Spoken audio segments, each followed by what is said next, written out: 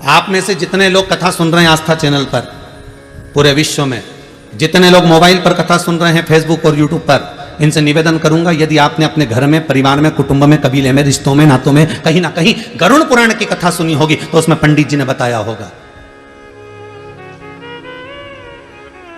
कि आम का पेड़, जामुन का वृक्ष, खजूरे का वृक्ष, फलदार वृक्ष कब बनता है व्यक्ति। ये गरुड़ पुराण के अंतर्गत लिखा हुआ है कि व्यक्ति ये वृक्ष चौराहे पर, रोड पर, किनारे पर केरी का, आम का, बेर का, इमली का ये पेड़ क्यों बनता है। तो उस गरुड़ पुराण के अंतर्गत लिखा है, जो मानव का शरीर धारण कर कर, मनुष्य की देह धारण कर कर, मनुष्य का शरीर पाने के बाद भी अपने ही रिश्तेदारों को दिन भर गालियां देता है, चाहे बहू को दे, चाहे सास को दे, चाहे ननद को दे, देवरानी को दे, जिठानी को दे, भाई को दे, कुटुंब को दे, कबीले को दे, जो इतनी गालियां पर गालियां अंबानियां बौछार करता है, वही मरने के बाद ये फलदार वृक्ष बनता है। और लोग जैसे ये रुक रुक के गाली बकती है ना, रोज तो नहीं बकती, इसको कोई पागल कुत्ता तो नहीं काटा कि ये रोज गाली बकेगा, या रोज गाली बकेगी, ये रुक रुक के बकती, 6 महीने में, 3 महीने में, 4 महीने में, 8 महीने में, साल भर में, ऐसे लोग गालियां देते हैं। उसी तरह साल भर में इसमें भी फल लगते हैं और लोग दे पत्थर मारते हैं, इसने गाली दी, इसको दिया पत्थर।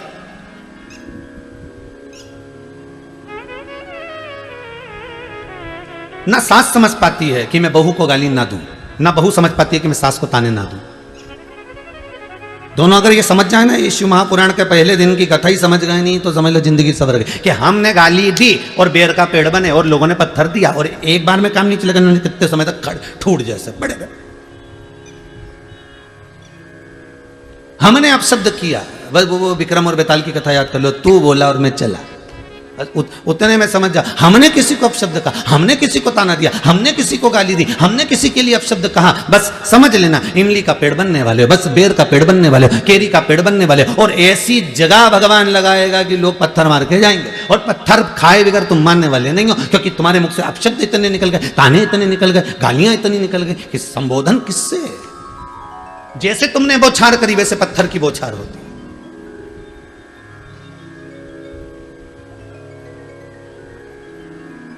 इसीलिए शास्त्र कहता है भजन में जो सुख है वो सुख किसी दूसरी चीज में नहीं, दूसरी चीज में।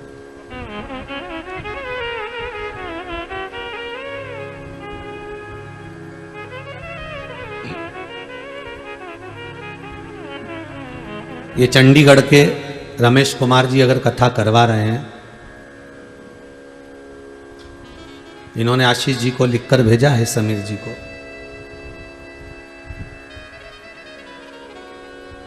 एक बेटा इनका मोहित गर्ग डॉक्टर है, वो कनाडा में है। दूसरा बेटा सीए है, रोहित, जो चंडीगढ़ में है। पूरा परिवार खूब ठाकुर जी की कृपा से पढ़ा लिखा, अव्वल आगे बढ़ने वाला। तो हमने आशीष जी से पूछा कि ये बताओ कि फिर ये कथा किसके लिए करा रहे हैं, तो क्या अपने माता पिता क्यों करा रहे हैं, कथा 3 दिन को मिल कैसे गई।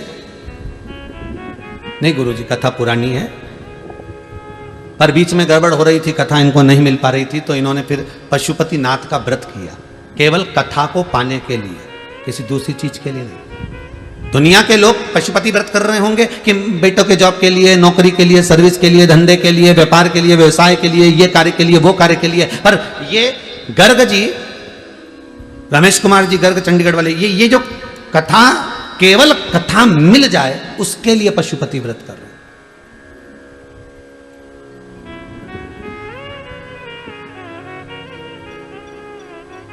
और देखिए कैलाश मानसरोवर की इन्होंने यात्रा करी तो भी वहां विनती करके आए, एक बार बस बाबा कृपा करना, एक बार कृपा ऐसी हो जाए कि बस शिव महापुराण की कथा का रस तत्व मिल जाए। कुछ मांगना नहीं है, मांगा किसको है, परमात्मा। मांगा किसको है, केवल परमात्मा। और वो परमात्मा का चरणारविंद का अगर सुख मिल गया तो जीवन में कोई दूसरे सुख की जरूरत ही नहीं। मिलता है सच्चा सुख केवल भोलेनाथ तुम्हारे चरणों में, शंभुनाथ तुम्हारे चरणों में। वो जीवन का सुख मिल जाए बस, बहुत उतना। वो सुख सर्वप्रथम। अपशब्द कह दोगे, कह थोड़ी देर के लिए आपने अपशब्द कह दिया, थोड़ी देर के लिए आपके मुख से अपशब्द निकल गया, थोड़ी देर के लिए आपके मुख से गाली निकल गई, थोड़ी देर के लिए आपके मुख से ताने निकल गए, थोड़ी देर के लिए आपने किसी का दिल दुखा दिया, पर उतना याद जरूर रखना कि बेर का पेड़ जब जब यहाँ से जाओ ना, जब जब कहीं निकल के जाओ ना, तो बेर का पेड़ मिल जाए तो समझ लेना ये भी वही है, अपने ही रिश्तेदार। इन्हें खूब गाली बकी ने बापड़ा बेचारा पेड़ बन के खड़ा हो गया। जब तुम इमली का पेड़ देखो तो तुम्हारे मुख पे आ जाना चाहिए ये इमली का पेड़ नहीं, ये कोई बेचारा है जिसने खूब गाली बकी ने इमली का पेड़ बन गया। जब तुम खजूर का पेड़ देखो तो समझ जाना इसने खूब, जब तुम जामुन का पेड़ देखो तो समझ जाना इसने खूब गाली बकी। अर्थात इसको पत्थर जो मिल रहे हैं ये उसी के फल मिल रहे हैं जो इसने करा है।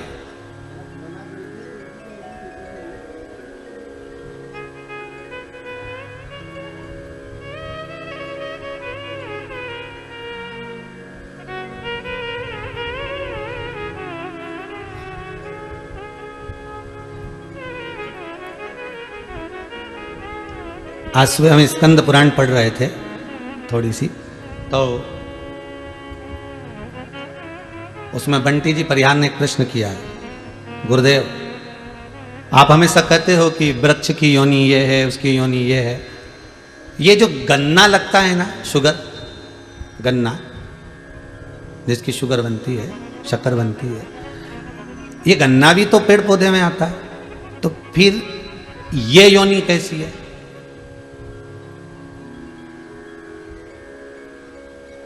देखिए भैया, जितने जितने लोग टीवी के सामने बैठो बड़ा ध्यान दीजिएगा कि गन्ने की भी तो योनि हुई ना, फिर ये योनि कैसी? आपने दुर्वा की कही, आपने तुलसी की कही, आपने बड़ की कही, आपने पीपल की कही, सब कुछ। तो ये जो गन्ना है जिसको लोग जूस निकाल कर पीते हैं, गन्ने का रस पीते हैं, इसकी योनि क्या? इसका भी वर्णन मिलेगा भविष्य पुराण में, स्मरण करिएगा थोड़ा सा, जहां नरकों का कथन लिखा है उसमें आपको मिल जाएगा। ये जो गन्ना है ये कोई साधारण नहीं है, ये कौन सी योनि है? तो कहा जो व्यक्ति किसी साधारण व्यक्ति को, साधारण व्यक्ति को, कई लोग होते हैं भैया हमको जरा 1000 रुपए की जरूरत है, दोगे क्या? अब दोस्त है, बहुत प्रेमी, बहुत स्नेही, जरा 50,000 दोगे क्या? हमको जरूरत है। जरा 15,000 दोगे क्या? हमको जरूरत है। बस मैं लौटा दूंगा। और प्रेम में रिश्तेदारी बनाकर, नातेदारी बनाकर, कुटुंब बनाकर, अपना बनाकर, अपना प्रेमी बनाकर, अपने स्नेही बनाकर, अपने सगे बनकर, अपने प्रेम की वाणी में जोड़कर, इतने मीठे मीठे बोलकर, इतने मीठे बोलकर उससे थोड़ा थोड़ा पैसा निकाल लिया, चुरा लिया, ले लिया। अब लेकर रख तो लिया पर दे नहीं पा रहे हो। बस वही व्यक्ति की योनि जो 20 लाख योनि वृक्ष की है, उसमें गन्ने की योनि उसी की बनती है। जैसे तूने मीठा बनकर उससे निछोड़ा था, अपने पास रख लिया, तो भी मीठा बनकर ऐसे ही निचोड़ा जाएगा। और गन्ने को इतना मीठा बना दिया, इतना मीठा बना दिया कि वो गन्ने की रस वाले की दुकान पे गया ने उसको वो मशीन में फिर दिया गया, ने सारा रस निचोड़ा गया, सारा रस निचोड़ लिया। अभी भी नहीं छोड़ा उसको, क्योंकि इसने उसको नहीं छोड़ा था, तो इसको डबल से पलटाया। तुम देखना गन्ने का रस निकल लीजिए, इसके डबल से पलटाया, फिर दिया मशीन के अंदर और फिर दिया, फिर रस निचोड़ा। तो की बात, तो जितने लोग गन्ने का गिलास ले लेके खड़े थे तो आप सोच रहे थे इसमें बचा ही नहीं कुछ भी, पर गन्ने के रस वाले का संबंध, इन्हें फिर पलटा, फिर दिया धर के और फिर रस निकाला। अब की बार तो जितने लोग खड़े थे अब इसमें तो रस ही नहीं बचा रहा, पूरा के पूरा ही निकाल लिया। परंतु गन्ना का रस वाला उसमें फिर 2-4 मरोड़ा, और अब की बार इसमें और मिर्ची लगे, क्योंकि इसने उसका धन खाया था, इसलिए बीच में नींबू फंसा दिया। ले बीच में नींबू फंसाया और फिर दिया मशीन के अंदर, फिर रस निकला। अभी भी रह गया तो क्या भी रुक जा, पुदीना और डालू, रुक। और फिर इसने निचोड़ा, फिर दमदारी से फिर उसको चोरबत्ती करी और फिर उसमें पुदीना डाल दिया, ले फिर दिया था, कहीं नहीं बचा। ऐसा हो गया बेचारा, छिलका छिलका अलग अलग हो गया। फिर उठा के उसने ठेले के, जितने सुन रहे हो आस्था पे बोलो, तो फिर ठेले के नीचे डाल दिया, उसको डस्टबिन में पटक दिया, कचरे में डाल दिया। अब उनमें इतना रस नहीं बचा कि मक्खी भी कुछ खा सके, इतना ही नहीं बचा। फिर भी मक्खी ने सोचा थोड़ा बहुत पड़ा हो तो अपन ही निपटा लो।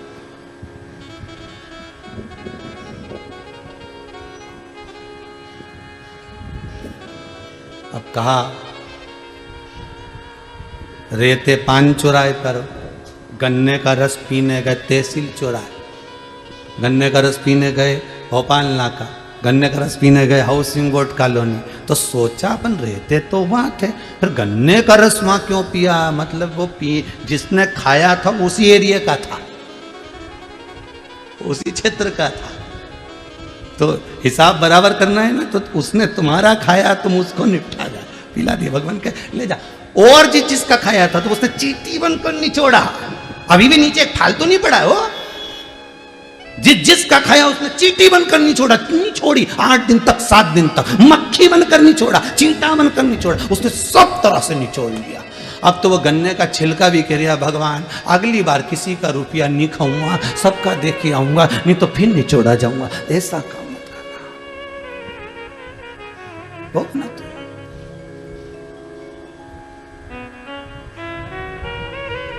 मान लो किसी का ले भी लिया है तो हाथ जोड़कर कहना साहब, तो शंकर से कहना, शंभो से कहना, मेरे ओ घड़ी मेरे विश्वनाथ मेरे शंभो से कहना, मरना मारना है, मेरे को मरना है, प्राण छूटना है, संसार में जो आया है वो मरेगा, पर निवेदन इतना सा है, जब तक मैं किसी का चुका ना दूं तब तक उठाना मती नाक, मेरे को गन्ना नहीं बनना है।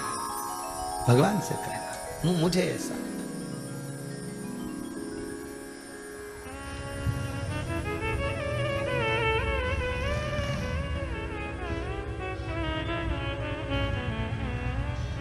हमारे कर्म का भोग हमको भोगना है, कोई दूसरा नहीं भोगेगा, कोई दूसरा नहीं, पत्नी नहीं भोगेगी, बच्चे नहीं भोगेंगे, कोई नहीं भोगेगा, भोगना आपको है। ऐसा कर्म करते चलना जिंदगी में जिसमें सुख का अनुभव हो आपको, ये दिल, ये हृदय, ये चित्त, ये वृत्ति बड़ी आनंदित हो आपके, आपको बड़ा सुकून मिले, आपको बड़ा आनंद मिले, ऐसी जिंदगी जीना, ऐसा जीवन। संत जो होते हैं ना, साधु जो होते हैं ना, गुरुजन जो होते हैं, जो सत्य के गुरु हैं, जो सत्य के साधु हैं, जो सत्य के तपस्वी के भाव का आनंद ले रहे हैं,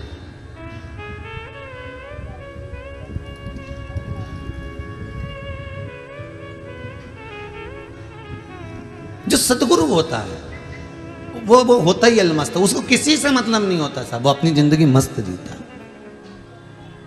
इसलिए गुरुजन कहते हैं भगवान के चरणारविंद के रसास्वादन के बिना कोई सुख नहीं है, भगवान की कथा के बिना कोई आनंद नहीं है, भगवान के चरणारविंद के बिना कोई रसास्वादन नहीं है। दुनिया का सर्वाधिक सुख की अनुभूति अगर कहीं होती है तो वो परमात्मा के चरण के। व्यक्ति बनना सरल है पर व्यक्तित्ववान बनना कठिन है।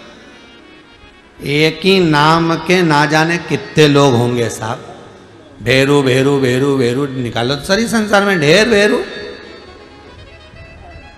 राम किशन ढेर राम किशन, जगदीश जगदीश ढेर जगदीश, मनीष मनीष ढेर मनीष, प्रदीप प्रदीप ढेर प्रदीप, अनिल अनिल ढेर अनिल, दीपक दीपक ढेर दीपक, अशोक अशोक, आकाश आकाश, अभिषेक अभिषेक ढेर, रविंद्र रविंद्र ढेर रवि, दीनानाथ दीनानाथ ढेर दीनानाथ, ढेर पड़े।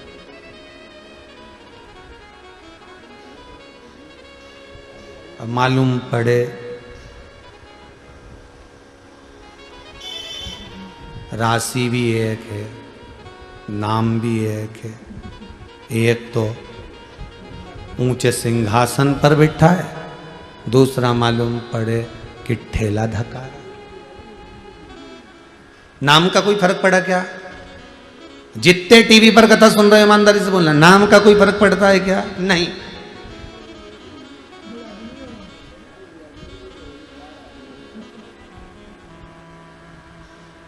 फिर वो वाली कथा आ गई, एक पत्नी के पति का नाम था ठनठन पाल। अब वो पत्नी से हमेशा जितने भी सोसाइटी में लोग रहते थे ना, कॉलोनी में, सब कहते थे मिसेस ठनठन पाल। अब उसको बहुत गुस्सा आता था कि मेरे पति का नाम ये ठनठन पाल, बहुत बुरा लगता मुझे।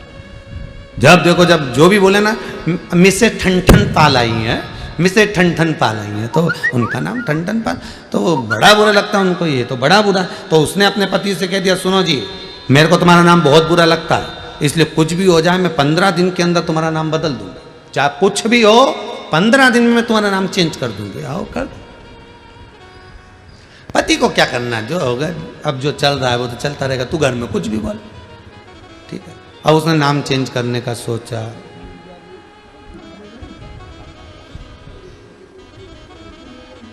आगे गई एक बार मार्केट घूमने कि कोई अच्छा नाम ढूंढ के आऊं। जाते जाते उसने एक बुढ़िया को देखा, झाड़ू लगा रही थी, कचरा बीन रही थी। सुबह सुबह पूछ लिया तुम्हारा नाम क्या है? लक्ष्मी। इसके मन में आया बताओ गजब, बहुत बढ़िया। और आगे गई,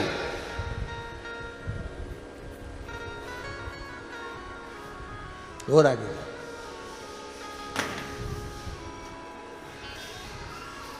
एक व्यक्ति भीख मांग रहा था, उससे पूछा तुम्हारा नाम क्या है? कुबेर सिंह। अच्छा, मन में आया गजब। और आगे गई, किसी से पूछा क्यों, किसकी अर्थी जा रही है? कौन मर गया? अमर सिंह मर गया।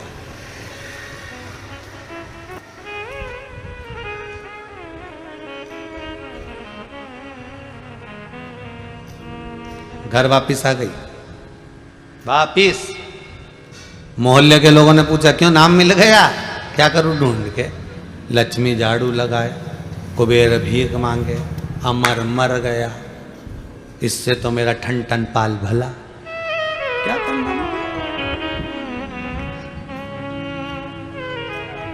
नाम बदलने से कुछ नहीं होगा, कुछ भी नहीं होगा।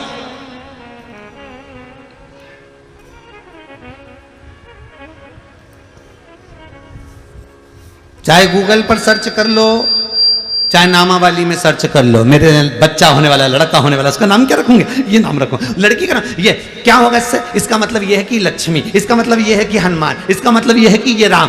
तुम रखो, नाम रखने से कुछ नहीं होगा।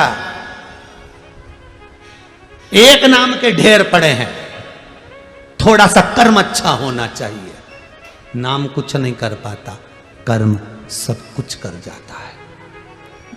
एक साधारण सा गरीब सा व्यक्ति भी, एक सिंपल सा साधारण सा व्यक्ति भी अपने कर्म के कारण आगे बढ़ जाता है, अपने कर्म के प्रभाव से।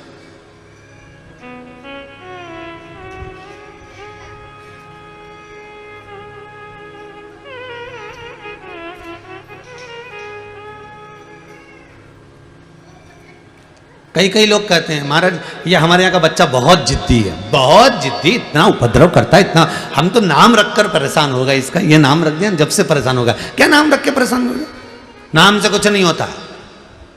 जितपन तुम दे रहे हो, चिड़चिड़ापन तुम दे रहे हो, और नाम को बदनाम कर रहे हो। नाम से मतलब यहाँ तो कर्म कर चलो, कर्म।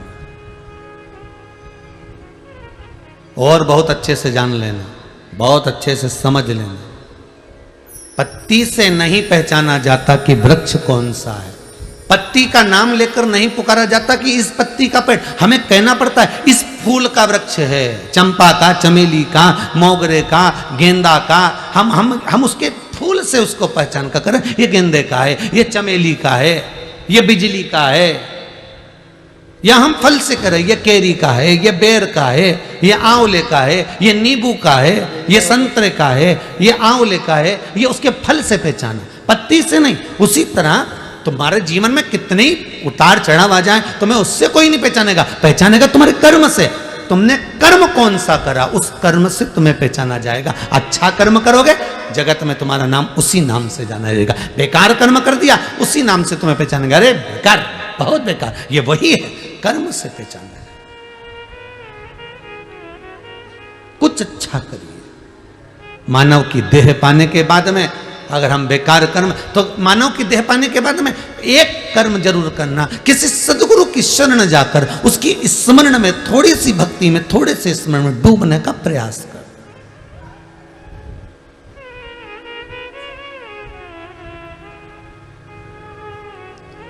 जब कथा विराम हुई इससे पहले वाली ऑस्ट्रेलिया वालों की, उसमें हमने कहा था कि इसके बाद वाली जो कथा है गुरु पूर्णिमा के नजदीक में है, इसलिए इस कथा में गुरु चरित्रों का वर्णन करेंगे। तो एक व्यक्ति ने लिखकर भेजा व्हाट्सएप पर कि महाराज जी गुरु का होना क्यों जरूरी है, कारण क्या है? तो सीधी सीधी बात है, बादाम का छिलका ऐसे निकल ही नहीं सकता, निकाल के बता दो। बादाम के अंदर की गिरी को चोट नहीं लगना चाहिए और छिलका निकल जाना चाहिए। घिसना भी नहीं है, परेशान भी नहीं करना, छीलना भी नहीं है और छिलका निकल जाना चाहिए। तो क्या करोगे? उस बादाम को थोड़ी देर पानी में डुबक दो। क्या करना है? उस बादाम को पानी में पटक दो। बादाम जितनी देर पानी में थोड़ी देर भी अगर पड़ गई, बादाम थोड़ी देर भी पानी में पड़ी रही, धीरे धीरे उसको हाथ में लोगे और मलोगे और छिलका निकल जाएगा। अब ना अंदर गिरी का कुछ बिगड़ा, ना किसी चीज का बिगड़ा, ना उसमें चोट लगी, ना कुछ खरोच आई, बस छिलका निकल गया। उसी तरह जैसे बादाम को पानी में पटोक कर रखा है, पानी में डालकर रखा है, तो छिलका तुरंत निकल जाता है। उसी तरह मनुष्य देह में आए हो, मानव का यदि शरीर मिला है तो गुरु के चरण के जल में थोड़ी देर डूब कर रहोगे तो अहंकार का, लोभ का, काम का, विषय का, वासना का छिलका निकल जाएगा और गिरी गिरी रह जाएगी। और वो गिरी काम की है, वो छिलका नहीं।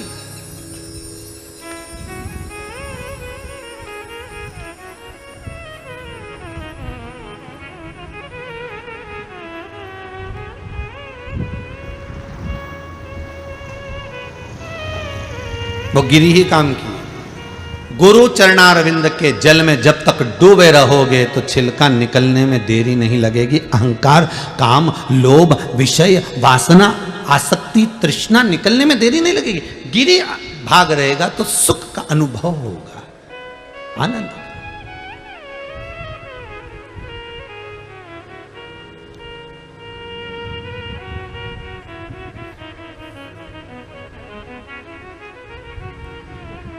शिव महापुराण की कथा कर रही है। देवराज नाम का ब्राह्मण है, ब्राह्मण कर्म से वंचित है। ब्राह्मण कर्म से क्यों वंचित है? क्योंकि किसी सदगुरु की शरण नहीं जा पाया।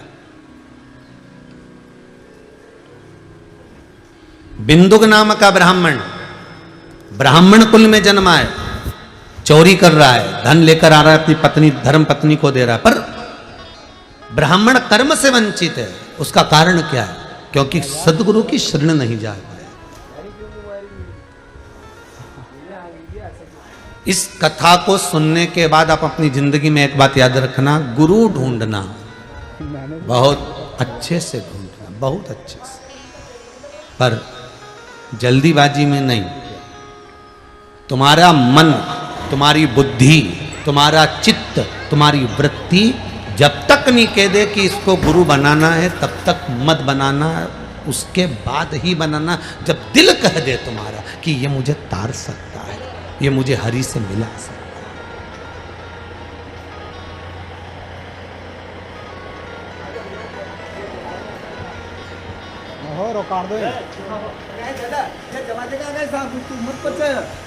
ये मुझे परमात्मा से मिला सकता है।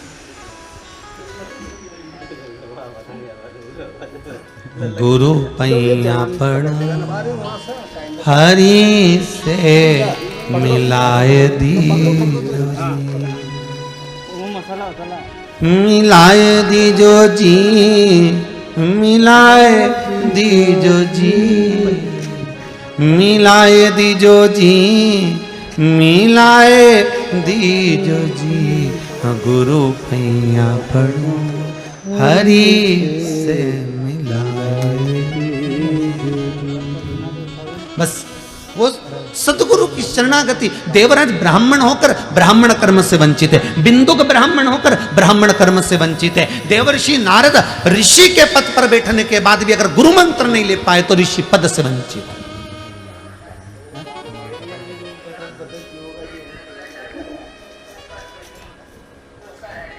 वो सुख कहां,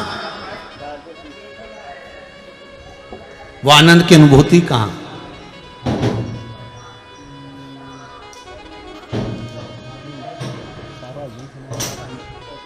जब जीव के प्राण छूटते हैं ना, ध्यान दीजिएगा जरा, बहुत अच्छा प्रसंग है ये। जिस समय प्राण छूट रहे होते हैं, जिस समय पर प्राण जा रहे होते हैं, प्राण छूटते हैं व्यक्ति के,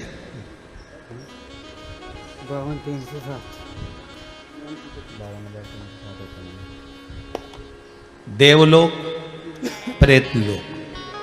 कौन सा लोक है? प्रेत लोक, जिसमें व्यक्ति भूत की योनि पाता है। भूत की योनि से भी आप उसको भी समझ लें थोड़ा सा। जैसे कई लोग जाते हैं और जाते जाते उनको कोई ऐसी हवा लग जाती है, भोजन नहीं भा रहा है, गिरा पड़ा हुआ है, रो रहा है, हंस रहा है, कोई ऐसा काम कर रहा है, सुध नहीं बन पा रही है, वो जो उसको थोड़ा सा कहते हैं इसको हवा लग गई, इसको थोड़ा भूत लग गया, इसको कोई प्रेत लग गया।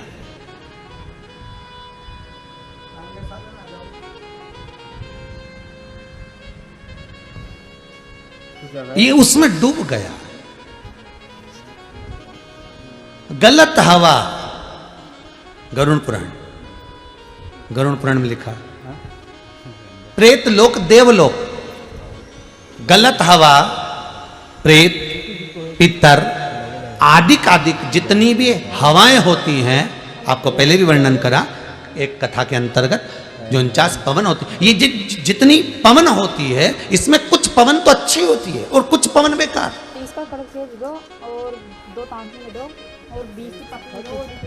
सतगुरु मार्गी को, जो गुरु के चरणारविंद का अनुमोदन कर रहा है, गुरु का स्मरण कर रहा है, भगवत भजन कर रहा है, नाम जाप कर रहा है, नाम स्मरण कर रहा है, जिसने अपनी जिंदगी में एक बार गुरु मंत्र ले रखा है और उस गुरु मंत्र का बल उसके भीतर है, तो उसको कभी भी प्रेत बांधा, उसको कभी भी कोई गलत हवा स्पर्श नहीं कर पाती। जो गुरु मंत्र से वंचित हैं, जो परमात्मा के मंत्र से छूटे हुए हैं, गुरु की वाणी जिसके कानों में नहीं गई, श्रवण शक्ति में नहीं गई, उसके भीतर फिर गलत हवा, प्रेत बांधा उसको स्पष्ट छू सकती है।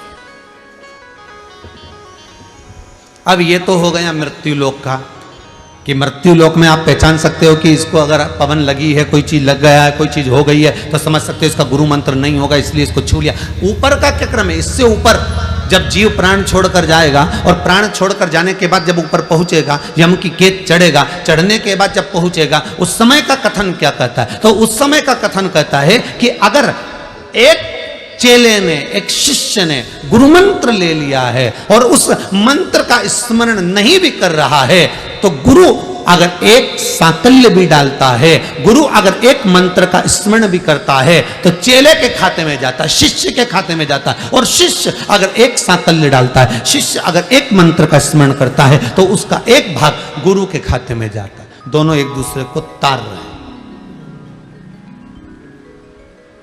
और गुरु मंत्र लेने के बाद में व्यक्ति अगर बेकार कर्म कर रहा है, मदिरापान कर रहा है, वेश्यावृत्ति कर रहा है, जुआ खेल रहा है, मांसाहार कर रहा है, कोई गलत काम कर रहा है, तो उसका भी भोग गुरु को भोगना पड़ता है। और गुरु अगर कुछ बेकार कर रहा है, तो वो शिष्य को भोगना पड़ेगा, भोगना तो पड़ेगा। संबंध एक हो गया गुरु और शिष्य।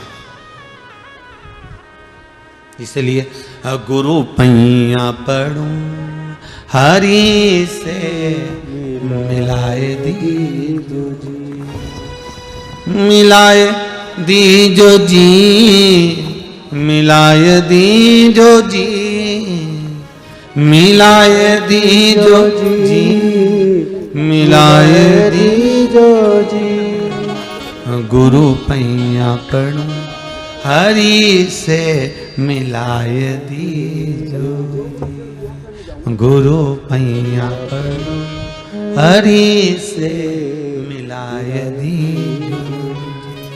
गुरु वो शब्द है, गुरु वो आनंद है जो परमात्मा की शरणागति में ले जाकर छोड़ देता है, परमात्मा के चरणों में ले जाकर छोड़ देता है। देवराज चोरी कर रहा है, धन चुरा कर ला रहा है, शंकर के मंदिर में पहुंच भी गया है, तो भी शिव महापुराण में उसका मन नहीं लगा। बिना गुरु मंत्र के जीव का चित्त भगवान की कथा में लग जाए बहुत बड़ी बात है। ये पूर्व का ज्ञान होगा इसलिए लग गया।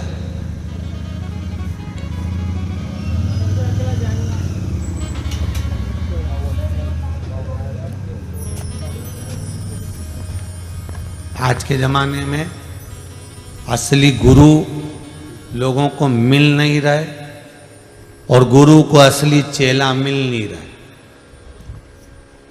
देखिए जरा, असली गुरु नहीं मिल रहा और गुरु को असली चेला नहीं मिल रहा।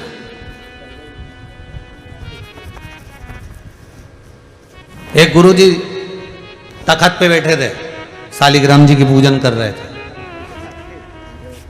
दो चेले थे उनके। एक चेले को आवाज लगाई, चेला, ऐ रामू, ऐ रामू। रामू दौड़ कर आया, जी गुरुदेव। बेटा, शालिग्राम जी की सेवा चल रही है, थोड़े तुलसी के दल लिया, जा तो जरा तुलसी ला। इतना आलसी चेला, उसने मन में सोचा अगर आज तुलसी लेने चले गया तो ये गुरुजी रोज मुझसे तुलसी मंगवाएंगे। अगर आज चले गया तो गुरुजी रोज मंगवाएंगे। चेला बोला, गुरुदेव, तुलसी का पौधा कैसा होता है? गुरुजी ने मन में सोचा, गजब का चेला है, बताओ, यहां आश्रम में रह रहा है और इसको तुलसी का पौधा नहीं मालूम। चल रहने दे, अच्छा है। दूसरे चेले को आवाज लगाया, किशोर, ओ किशोर, ओ किशोर। अरे कहां गया किशोर? और किशोर दौड़ के आया, जी गुरुदेव। जा थोड़ा सा तुलसी का दल तोड़ कर लिया। किशोर ने सोचा, बता, ये रामू नहीं गया तो मैं काय को जाऊं? गुरुदेव, आपने रामू से नहीं कहा? रामू को तुलसी का पौधा नहीं मालूम था। किशोर कहने लगा, तूने तुलसी का पौधा नहीं देखा? इतनी बड़ी बड़ी पत्ती होती है तुलसी की और इतना बड़ा पेड़ होता है।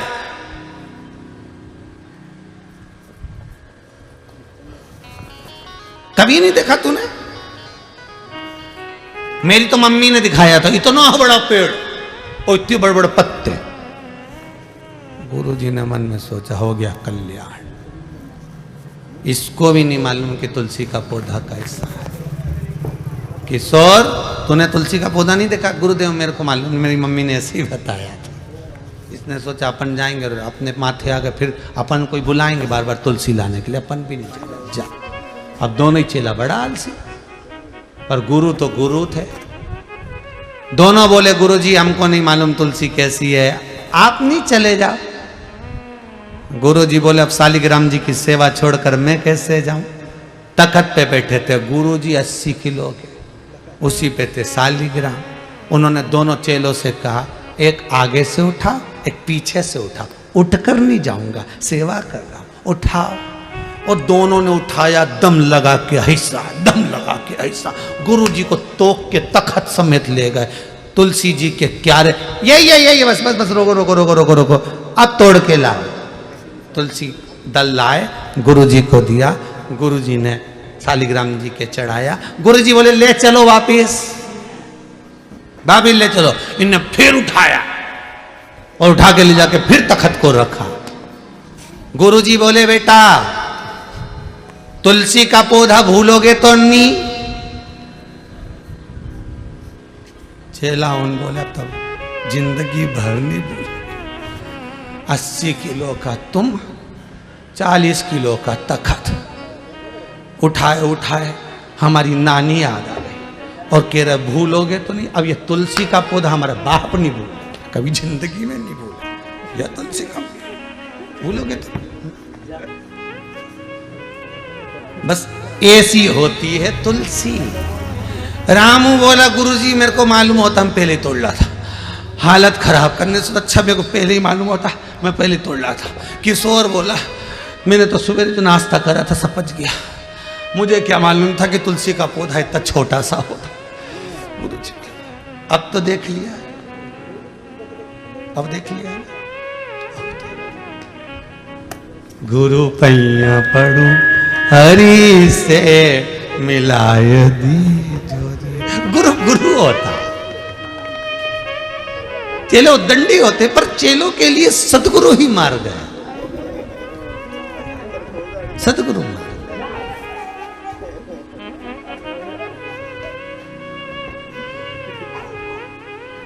गुरु अपने बच्चे को नहीं पढ़ाता और अपने शिष्य को ज्ञान दे जाता है। एक एक स्कूल में जाकर देखना, एक एक स्कूल में पहुंचकर देखना, एक लेडीज टीचर को, एक महिला टीचर को देखना, वो अपने छोटे से बच्चे को घर में छोड़कर जाती है। 5, 6, 7, 8 घंटा सवेरे से गई है, 2 बजे तक स्कूल में पूरा फर्ज अदा करती है। उसका बच्चा घर में रो रहा होता है, जिद कर रहा होता है, माता को याद कर रहा होता है, माँ भी बिलखती है, बच्चे की याद आती है, तो भी स्कूल में कलम उठाकर बोर्ड पर लिखकर अपने बच्चों को ज्ञान देती रहती है। इतने बच्चों के लिए अपने बच्चे की बलि दे देती है। वही सद्गुरु होती है, वही टीचर, वही गुरु है, वही गुरु है।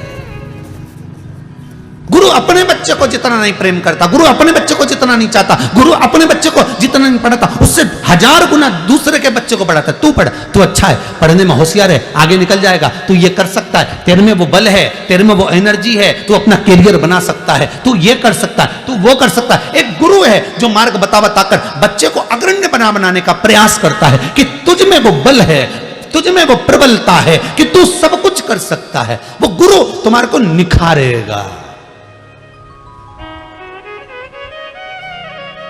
प्रीत करो सो ऐसी कर जो जैसे लोटा डो। अरे गलो फसावे आपनो जी, गला फसावे आपना जी, के पानी पीवे और काना प्रीत निभाजो जी, मन भूल बिसर मत जाना। गुरु की प्रीत एक लोटे और डोर जैसी होती है। गुरु परिवार में बंदा जरूर है, पर परिवार को छोड़कर अपने शिष्य का प्यास बुझा देता है। अपने शिष्य, गुरु की झोपड़ी टूटी है और शिष्य की झोपड़ी महल है, बना देता है। जा रे सुख से आनंद में अपनी जिंदगी जी, जा।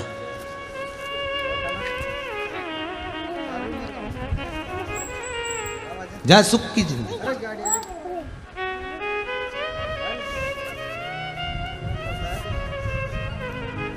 एक हमारे बंटी जी परिवार हैं, उनके कोई परिचित कोई बालक होगा, वो बड़ा दुखी था, 20, 21, 22 साल का। उसके हाथ पैर में, शरीर में छाले हो जाते थे, फूटते थे, घाव हो जाता था, छाले पूरे खाल को निकाल देते थे। बड़ा दुखी, बड़ा दुखी। बंटी ने 1-2 बार कहा, गुरुदेव बहुत हालत खराब। बच्चे ने सब डॉक्टरों को सब जगह दिखा दिया, पर शरीर का वो जो रोग है, डॉक्टर कह रहा है हाथ को काटना पड़ेगा। ये हाथ में कुछ ऐसा हो गया। काहे काटो? हाथ नहीं काटना है, भोलेनाथ जी की सेवा कर कर दुख काटना। अंग काट देने से सुख का अनुभव नहीं होगा, दुख कट जाने पर सुख का अनुभव होगा।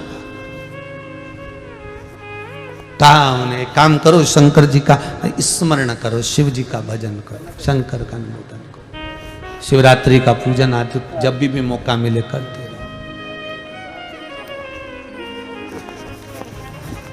बड़ा सुख है, बड़ा आनंद है। जब देखा, अब सूचना जब मिली कि गुरुदेव उसका हाथ अब पूर्ण तरह से सही हो गए, अब शरीर ठीक हो गया, उसमें आनंद की अनुभूति है, उसमें सुख का एक भान है, आनंद का एक भान। कुछ दे ना दे गुरु, पर यह पक्का है कि वो परमात्मा से मिलन कराने का प्रयास जरूर कर सकते, वो प्रयास करेगा। प्रीत करो सो ऐसी कर जो जैसे लोटा डो, और गलो फसावे आपनो जी, अरे गलो फसावे आपनो जी पानी पीवे और काना प्रीत निभाजो जी मन बोल बिसर मती जाना। ये प्रीत हो सदगुरु और शिष्य। देवराज को वो गुरु नहीं मिल पाया, इसलिए शिव कथा में बैठने के बाद मंदिर के अंदर शंकर की कथा चल रही है और उस कथा में देवराज का चित्त नहीं लग पाया। विचार करिएगा जी।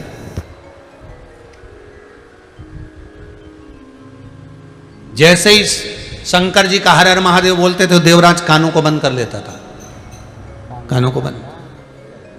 संसार में ऐसे लोग भी मिलेंगे आपको जिनकी चित्तवृत्ति कथा में नहीं लग पाएगी,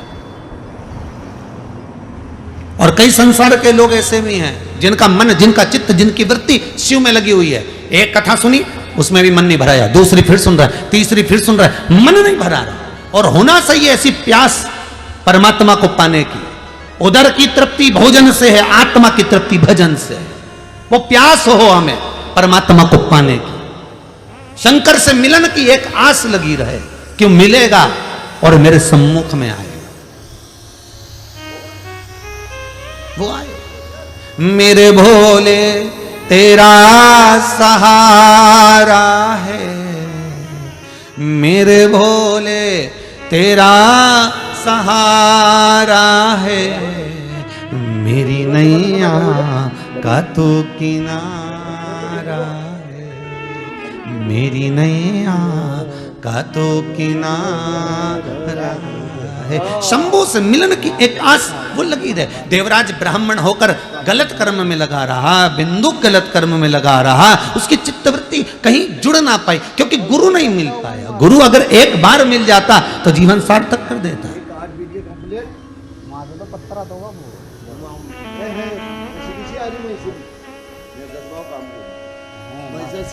एक बार अगर मिल गया गुरु तो फिर जीवन नहीं मिला।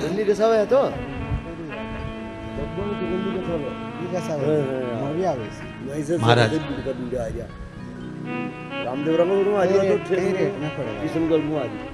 एक ही है संसार में जो तुम्हारे मुख पर तुम्हारे दोष बता सकता है।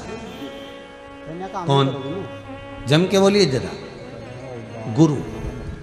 एक मां भी अपने बच्चे का दोष नहीं बताएगी, छुपा लेगी। एक पिता भी अपने बच्चे का दोष नहीं बताएगा, छुपा लेगा।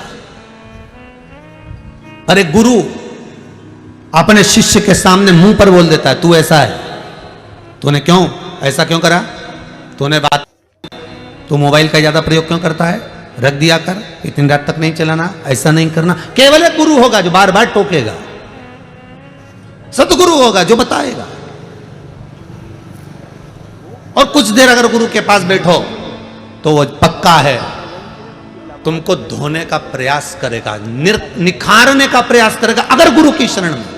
पर बहुत कम लोग होते हैं जो गुरु के पास जाकर बैठते हैं, क्योंकि उनको मालूम है अगर गुरु जी के पास जाकर बैठेंगे और कुछ बोल दिया तो, गुरु जी कुछ कह दिए तो, गुरु जी कुछ कहे तो वो गुरु निखारता है, खूब रगड़ता है, खूब मलता है।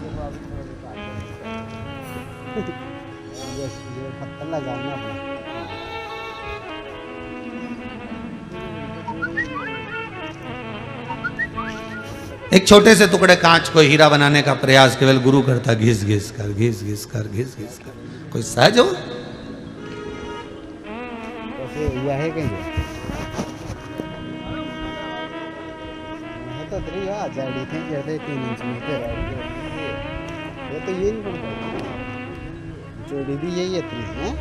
रुक्मणी जी को भगवान कृष्ण नहीं मिलते, मिलते क्या? किसी हालत में नहीं मिलते। शिशुपाल बारात लेकर आया था, तैयारी हो गई रुक्मणी जी को शादी की, नगर सज गया, रुक्मणी जी के भी सारे साज सज गए, पूरे नगर में 15 दिन पहले से साज और धाज लग गए। रुक्मणी को कृष्ण नहीं मिलते। अगर सतगुरु ना मिलते रुक्मणी को, फिर रुक्मणी के एक बार रुक्मणी जी जब श्रृंगार करी और श्रृंगार कर कर एकांत में बैठी थी, तब रुक्मणी के गुरु आ गए और गुरु जी ने पूछ लिया, बेटा रुक्मणी, अरे रुक्मन ए रुक्मी, नरेश की पुत्री रुक्मणी, तू एकांत में बैठी रो रही है बेटा, क्या हो गया? गुरु बड़ा विचित्र होता है, दिल की बात को तुरंत जान जाता है। क्या हो गया तुझको, तू क्यों रो रही है?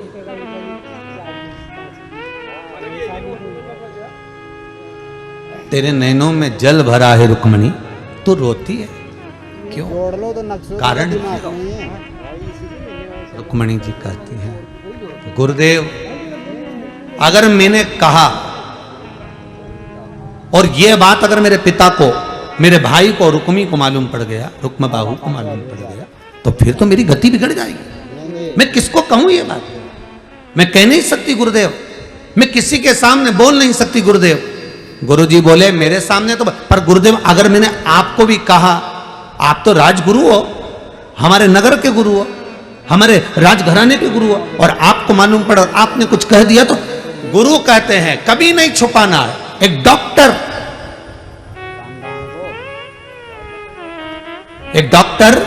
एक रसोईया, एक सदगुरु, इन तीन से कभी नहीं छुपाना। डॉक्टर से अगर रोग छुपाओगे तो बीमारी बढ़ेगी, आपने अगर रोग छुपा लिया तो बीमारी बढ़ना है। सब बता दो, सब जो जो हो रहा है सब बताओ, तो इलाज कर सकता है।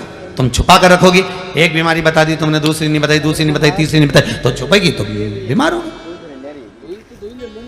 ये इतने सारे लोग ये कोरोना महामारी में, दूसरी लहर में जो मरे हैं, शांत हुए हैं, ये क्यों हुए?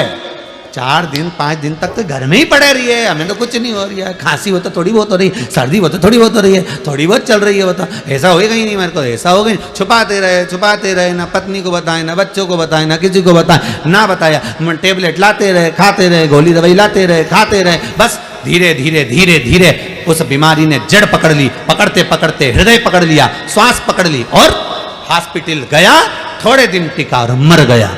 छुपाया इसलिए मरे। कोरोना की जांच कराएंगे, लोगों को क्या मालूम पड़ेगा? लोग कहेंगे इसको कोरोना हो गया, अरे दरबार, अरे बीमारी छुपाने से बढ़ती है साहब। तुम तो छाती ठोक कर कह दो हाँ कोरोना हुआ है, क्या कर लोगे? इलाज ही तो होगा ना, 4 लोग बता तो देंगे कि इसको ले जाओ, पकड़ के हॉस्पिटल भर्ती करो, बेचारा ठीक हो जाएगा। पर केवल छुपाया। ये जितने मरे हैं ना, सब छुपा छुपा के मरे हैं। क्यों छुपाओ साहब? किस लिए छुपाओ? पत्नी कह रही किसी को मत बताना, तुम, मैं सब इलाज करवा दूंगी। पति कह रहा तू चुपचाप पड़ी रहे, मैं सब इलाज कर दूंगा, मैं अच्छे अच्छे डॉक्टर से बात कर रहा हूं, मैं फोन पे संपर्क में लगाऊं, मैं ये ला रहा हूं, मैं वो ला रहा हूं। पर जांच मत कराना, जांच मत कराना, मालूम पड़ गया मोबाइल में मैसेज आएगा, सबको सूचना मिल जाएगी इसको कोरोना हो गया है।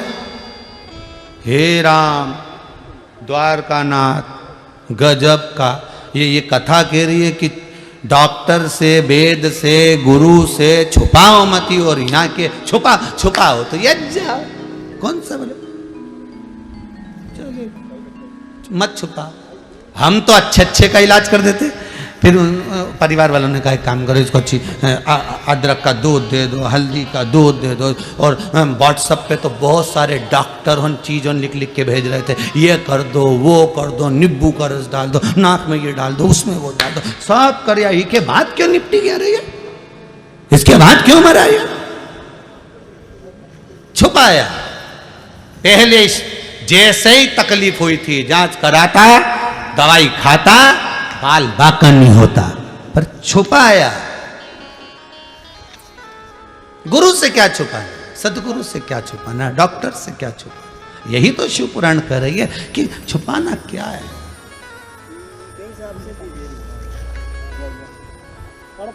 रोग आया है बताओगे कम हो।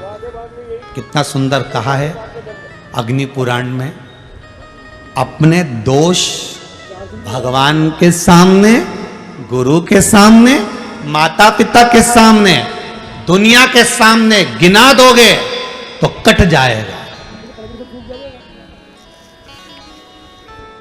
पाप दोष परमात्मा को, गुरु को बता देने पर कट जाता है।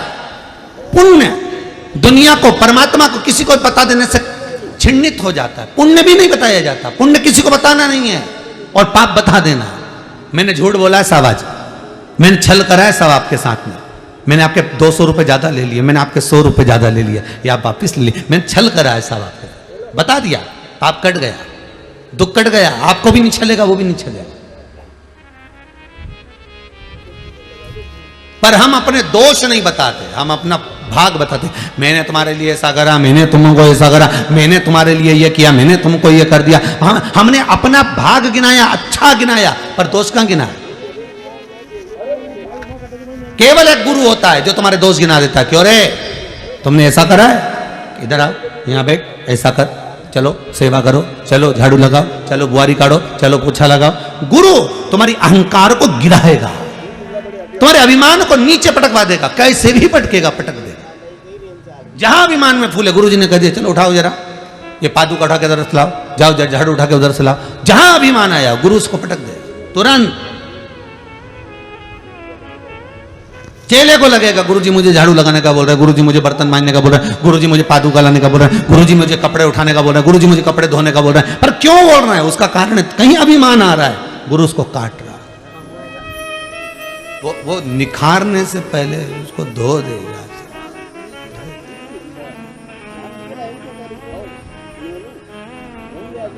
निखारना है उसको। कितना सुंदर लिखा है अग्नि पुराण में, स्वयं व्यक्ति 7 जन्म भी ले ले तो भी अपने दोष निकाल नहीं सकता। कितने जन्म? जितने टीवी के सामने बैठे आस्था चैनल पर, 7 जन्म भी ले ले, अग्नि पुराण कहती है, तो भी व्यक्ति अपने दोष नहीं निकाल सकता। 7 जन्म भी ले ले तो दोष नहीं निकाल सकता। शिव पुराण, अग्नि पुराण, लिंग पुराण कहती है, नर्मदा पुराण कहती है, व्यक्ति केवल एक है और वो है गुरु। 7 जन्म नहीं लेने देता किसी को, दोष निकाल कर सामने रख देता है कि तेरी ये गलती है, तूने ये किया है, तू ये कर चुका है, अब तू सॉरी कह ले, अब तू संबोधन में क्षमा मांग ले। बस गुरु ने निकाल कर रख दिया। गुरु 7 जन्म भी नहीं लेना हमको। 7 जन्म तक अग्नि पुराण कहती है कि 7 जन्म ले ले तो दोष नहीं निकाल सकता मनुष्य अपने, पर गुरु एक ऐसा, वो दोष निकाल कर सकता। देवराज शिव मंदिर में बैठा है, शंकर के मंदिर में बैठकर भी कानों को बंद कर लेता है। कथा में रस तत्व नहीं आता उसको, कथा नहीं सुनता, वो श्रवण नहीं कर पाता। एक अमृत की अनुभूति है गुरु चरण में। जैसे जिद करने वाले व्यक्ति का एक ही इलाज है, बेलपत्री के वृक्ष के नीचे जौ के आटे का चौमुखी दिया, सरसों का तेल डालकर, उसमें काली तिल डालकर, उसमें एक सफेद फूल डालकर, बेलपत्री के वृक्ष के नीचे जैसे एक चौमुखी दिए को जौ के आटे के दिए को लगा दिया जाता है। जो व्यक्ति चिड़चिड़ करता है, जो व्यक्ति क्रोध करता है, जो व्यक्ति अपशब्द बोलता है, आड़ा टेढ़ा बोलता है, ताने देता है, ईर्ष्या रखता है, घर में चिड़चिड़ करे, पूरे घर को अस्त व्यस्त कर रखा, उस व्यक्ति का नाम और गोत्र बोलकर मात्र किसी भी महीने की शिवरात्रि पर, हर महीने शिवरात्रि आती, किसी भी महीने की शिवरात्रि पर एक दिया लगा दिया जाए, व्यक्ति अपशब्द कहना बंद कर देता है, उसका प्रेम प्रबल हो जाता है, उसकी ईर्ष्या समाप्त हो जाती है, उसकी नफरत समाप्त हो जाती है, ईर्ष्या नफरत समाप्त हो। उसी तरह जैसे बेलपत्री के वृक्ष के नीचे जौ के आटे का दिया लगाने पर नफरत समाप्त होती है, ईर्ष्या समाप्त होती है, उसी तरह शंकर का ये शिव महापुराण की कथा कहती है कि गुरु के चरणों में जाने पर जीव का अहंकार, काम, लोभ, आसक्ति, वृष्णा, तृष्णा सब रुक्मणी तू रो रही है क्यों? मैं बता नहीं सकती। आप राजगुरु हो, आप राजगुरु हो, और राजगुरु के सामने अगर मैं बोलूंगी और कल पिता को या भाई को मालूम पड़ गया तो ओहो रुक्मणी क्या सोचती है, तो क्या विचार करती है, तो मालूम नहीं है रुक्मणी। गुरु कैसे, गुरुजन से छुपाया नहीं जाता, गुरु के आगे क्या छुपाना है, क्या छुपाना। रुक्मणी को कृष्ण नहीं मिलते अगर गुरु ना होते। अगर गुरु ना होते तो रुक्मणी को कृष्ण मिलना बहुत कठिन। कर्म को काटने वाला, परमात्मा से मिलाने वाला कोई सदगुरु ही होगा। हम आपसे बार बार कहते हैं ना, कई बार आपको कहा कि आपके यहाँ अगर धन की कमी पड़ रही है, पैसा नहीं आ रहा, व्यापार नहीं चल रहा, दुकान नहीं चल रही, धंधा नहीं चल रहा, नौकरी नहीं लग रही, सर्विस नहीं लग रही, तो हमने बार बार आपको कहा है कि सोमवार एक दिया बेलपत्री के पेड़ के नीचे लगाओ घी का, और एक दिया शंकर के मंदिर की चौखट पर लगाकर। बार बार आपको कहा लगाओ, एक दो सोमवार लगाकर तो देखो व्यापार चलता कि नहीं चलता। उस पर विश्वास रखकर लगाओगे, सुख मिलेगा, आनंद की अनुभूति होगी।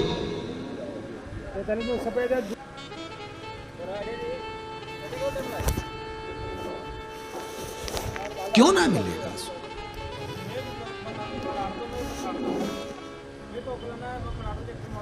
रुक्मणी तू रो रही है? हाँ गुरुदेव मैं बता नहीं सकती, पर गुरुजी करे बताना तो पड़ेगा, नहीं बताएगी तो हल कैसे निकले, बता क्या बात है। तब रुक्मणी जी रोते रोते गुरु चरणारविंद को पकड़ ले, गुरु चरण को पकड़ा रुक्मणी। बोल रुक्मणी। रुक्मणी जी कहती है, रुक्मणी जी बोलती है, रुक्मणी जी कह रही है, गुरुदेव बात इतनी सी है, मेरे हृदय में कृष्ण बैठे हैं, क्योंकि मैंने बाल्यावस्था से कृष्ण को अपना माना, कृष्ण को मैं अपना माना, पर मेरे भाइयों ने मेरा विवाह शिशुपाल के साथ पक्का कर दिया।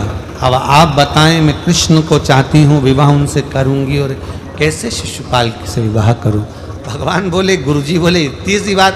अब गुरुजी हल निकाल दिए, देखो कितनी जोरदार, इतनी सी बात। अगर कृष्ण तुझे चाहते हैं तो रुक्मणी जी बोली, मैं ये नहीं कहती कि कृष्ण मुझे चाहते, मैं तो इतना कहती हूं कि मैं कृष्ण को चाहती हूं।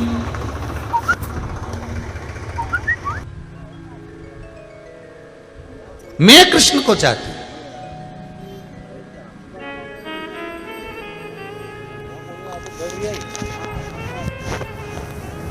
ये पत्र आप जो करना है आपकी मर्जी। और गुरुजी ने वो पत्र लिया, द्वारकाधीश को दिया, और पत्र लेने के बाद भगवान को क्या कहा, ये पत्र रुक्मणी जी ने भेजा, अब तुम्हारी मर्जी, तुम जानो, तुम्हारा काम जाने। पत्र सुनते से ही भगवान ने कह दिया रुक्मणी को लेने जाऊंगा। अर्थात गुरु के पास जाकर अपने दिल की बात कह देने पर गुरु उस मंजिल तक पहुंचा देता है, ये पक्का। आप गुरु के पास जाकर कहो तो,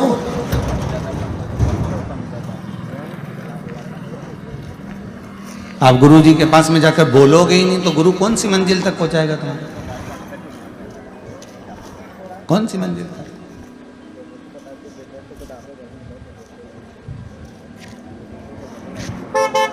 इस कुबेरेश्वर धाम में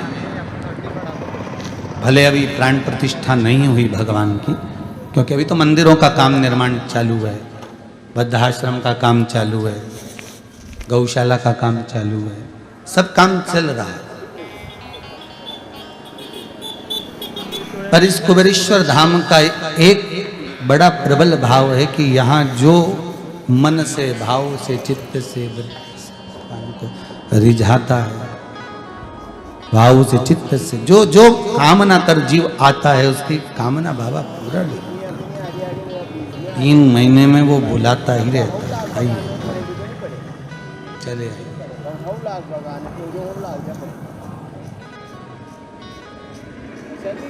केवल वही है, गुरु से कहो तो।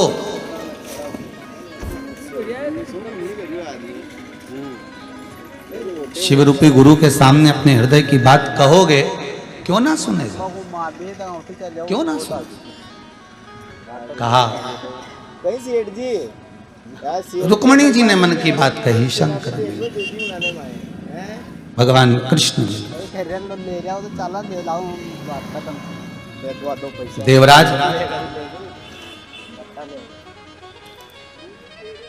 वंचित रह गया गुरु से मिलने से।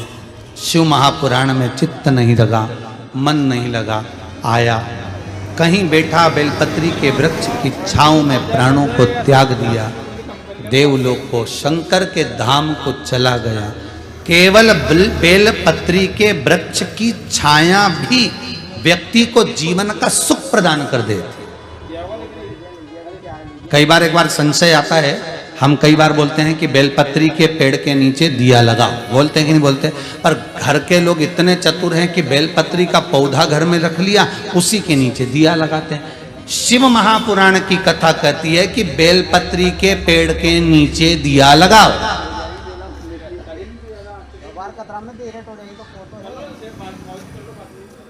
शब्दों पर जाइएगा जरा हो। बेलपत्री के वृक्ष के नीचे दिया लगाओ, कोई कहे पीपल के वृक्ष के नीचे दिया लगाओ। किसी ने कभी कहा कि तुलसी के वृक्ष के नीचे दिया लगाओ, नहीं, तुलसी के क्यारे में दिया लगाओ, तुलसी के कुंड के पास दिया लगाओ, तुलसी के रोप के पास दिया लगाओ। पर किसी ने यह नहीं कहा कि तुलसी के नीचे दिया लगाओ, क्योंकि सबको मालूम है तुलसी का जो पौधा है वो छोटा होता है, उसके नीचे बैठ नहीं सकते आप, पर उसके नजदीक में जो दिया लगाओगे वो स्वीकृत होगा। पर बेलपत्री के वृक्ष के नीचे दिया लगाओ, मतलब बेलपत्री का वृक्ष इतना बड़ा होना चाहिए कि जब आप दिया लगाने बैठो तो उसकी छत्र छाया आपके मस्तक पर होना चाहिए, उसकी कृपा आप पर होना चाहिए, तो वो फल देगा। नहीं तो मालूम पड़े इतना सा पौधा, अब मैं दिया लगा दिया, अब सोचे कि इसकी छाया कैसी हो, तो गमले को उठा के सिर पे धर लिया। अब ये चित्तवृत्ति आपकी हो सर।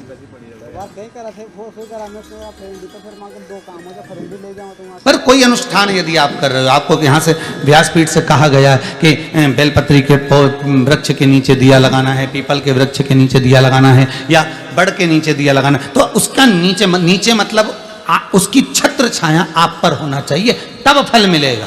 हो नहीं तो तुम बहुत बड़े बड़े होशियार हो रहे, पक्का बेलपत्री का पौधा लगा लिया घर के कुंडे में, मैं दिया लगा देती, हम तो रोज लगा, फिर भी हमारी कामना पूरी नहीं हो रही, फिर भी भगवान हमारा नहीं सुन रहा। भगवान के तेरे बराबर आलसी कौन होगा? पहले पौधा बड़ा कर, उसकी छत्र छाया में बैठ, और नहीं है तो कहीं दूसरी जगह पौधा लगा उसके नीचे बैठ, वृक्ष के नीचे उसकी छांव हमारे ऊपर पड़ना चाहिए, उसकी छांव पड़ना।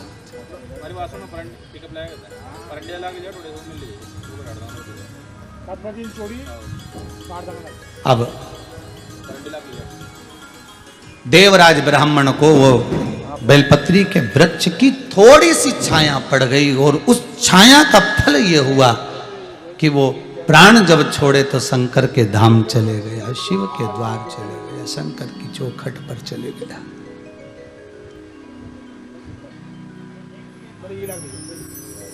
सुख का भान हो गया, आनंद स्थापित हो गया। कितनी प्रसन्नता की बात है। 2 जून से चालू है बेलपत्र महोत्सव चल रहा है, 25 जुलाई तक चलेगा, सावन का प्रथम दिन तक। लाखों वृक्ष, लाखों करोड़ों वृक्ष पूरे भारत की भूमि पर ही क्या, देश में ही क्या, विदेश में भी आप लोगों ने लगाए, उसके फोटो लगातार आप आस्था चैनल के माध्यम से देख रहे हैं। लगातार वृक्ष के फोटो आप आस्था चैनल के माध्यम से देख रहे हैं कि लाखों लोग इस वृक्षारोपण को, बेलपत्री वृक्षारोपण महोत्सव में जुड़े हुए हैं, और लगातार वृक्ष लगाए जा रहे हैं, लगातार वृक्ष को रोपित किया जा रहा है। और दुनिया के आज खुशी की बात यह है कि अभी ये पौधे छोटे हैं, पर समय आने पर जब ये बढ़ते चले जाएंगे, बढ़ते चले जाएंगे, जब ये और बढ़ेंगे, इनकी छत्र छाया किसी पापी जीव पर भी पड़ गई तो वो तर जाएगा। जैसे देवराज चोरी करता, धन लेकर आता, कभी भगवत भजन नहीं करता, कभी स्मरण नहीं करता, कभी नाम जाप नहीं करता, कभी नाम कीर्तन में डूबता, पर उसने अंतिम समय में जो प्राणों को त्यागा वो बेलपत्री के वृक्ष की छांव में त्याग दिया, तो शिव का धाम मिल गया, शंकर का।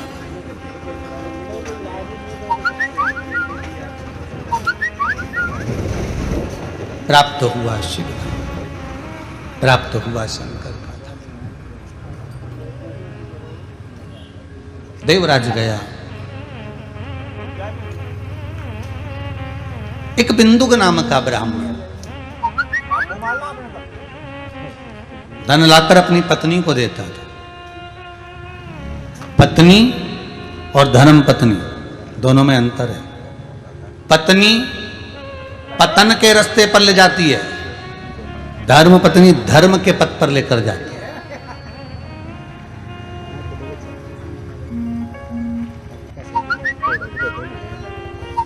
एक मायके ले जा रही है, वो पत्नी है। शॉपिंग मॉल ले जा रही है, वो पत्नी है। केटी पार्टी में ले जा रही है, पत्नी है। होटल ले जा रही है, पत्नी है। धर्म पत्नी वो जो पति से कहे बहुत दिन हो गए मेरे को कुबेरेश्वर धाम जाना है, बहुत दिन हो गए मेरे को महाकाल जाना है, बहुत दिन हो गए मैं कथा में नहीं गई, बहुत दिन हो गए मैं गुरु चरणारविंद के पास नहीं गई, बहुत दिन हो गए मैं मंदिर नहीं गई, बहुत दिन हो गए मैं सत्संग में नहीं गई। वो धर्म पत्नी है जो पति को धर्म के पथ की ओर लेकर जाए, धर्म के मार्ग की ओर लेकर जाए, वो धर्म पत्नी। धर्म पत्नी का फर्ज अदा करो। कभी कभी दिल से कह दिया करो, सुनो आज थोड़ा जल्दी आ जाना। पति पूछे क्यों? घबराहट होगी बेचारे को, कहीं होटल तो नहीं ले जा रही वापस, 5,000 का बिल बनवा दिया। सुनो आज थोड़ा जल्दी आ जाना। क्यों? क्या बात है? कारण क्या?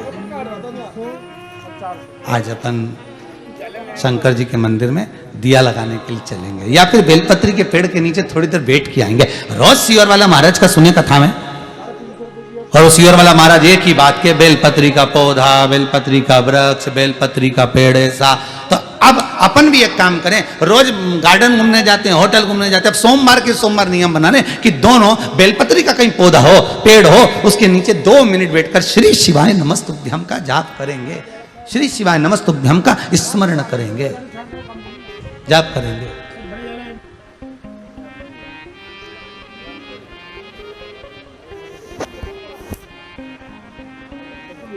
चलो बस दिल से निकले जाओ, दिल से।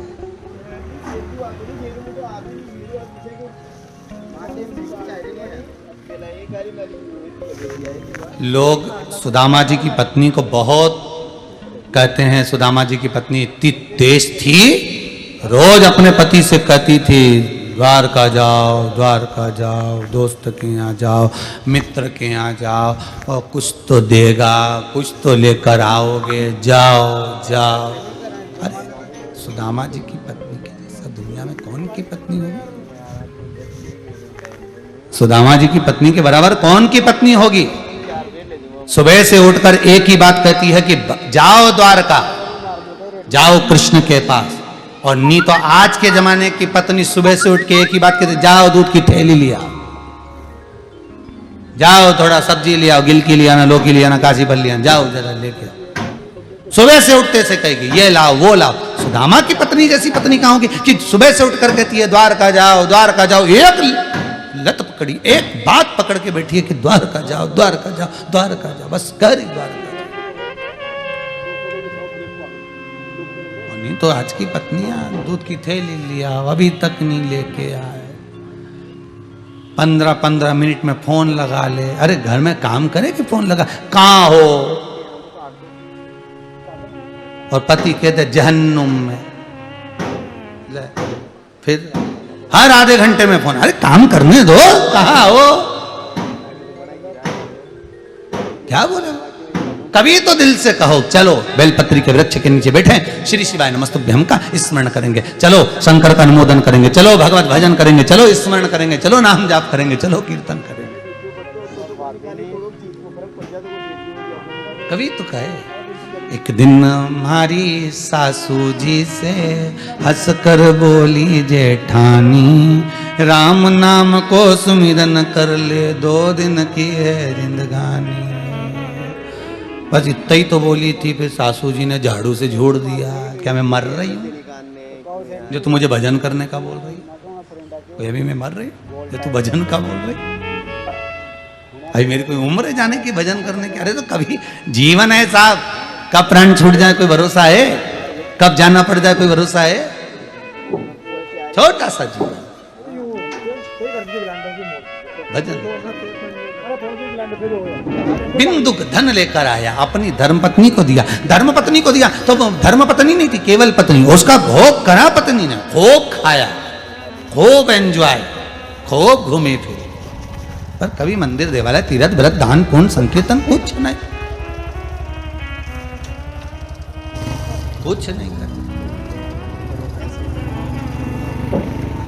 एक दिन बिंदुक धन चुरा कर ला रहा था, दीवार पर से नीचे कूदा।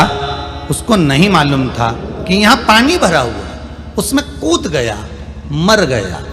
शिव महापुराण की कथा कहती है 3 तरह से मरे हुए व्यक्ति को मोक्ष नहीं मिलता।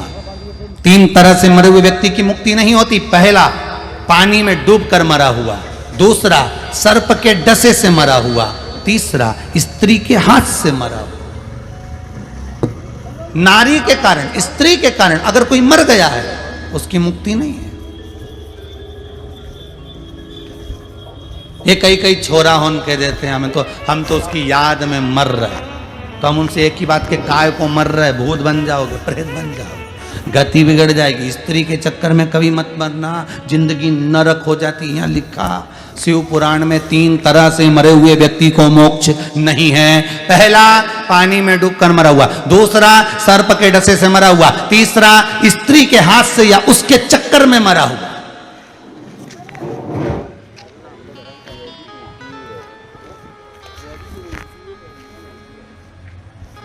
पतियों से निवेदन है, पत्नी कितना भी दुख दे पर मत मरना। क्यों मरे, प्राण क्यों छोड़े? तकलीफ में आ गए, दुख में आ गए, कष्ट में आ गए, हम तो घबरा गए, मर जाए तो अच्छा, काहे मरो। और पत्नियों से भी निवेदन है, मरने का प्लान चेंज करो, काहे को मरे। हम तो बड़े दुखी हो गए गुरुजी, हमारे तो प्राण छूट जाए तो बड़ा अच्छा।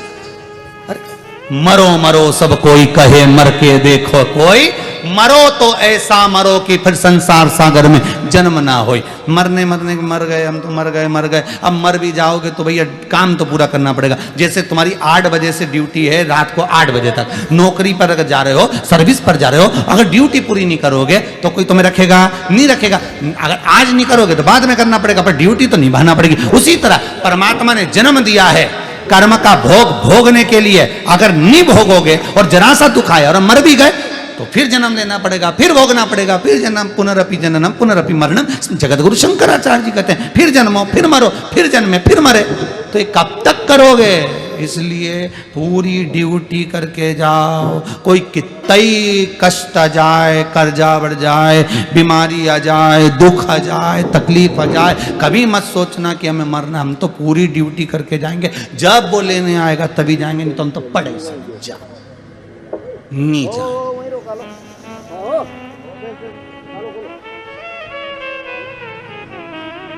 थोड़ा सा चेंज करो।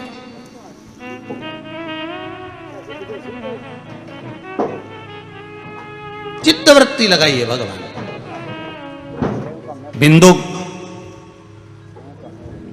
प्रेत योनि में पड़ गया, गति नहीं, सुधरी नहीं गति, प्रेत योनि में पड़ गया। पत्नी चंचुला को मालूम पड़ा कि मेरा पति प्रेत योनि में चला गया है, उसकी गति नहीं हो रही है, गति का सुख नहीं है उसका।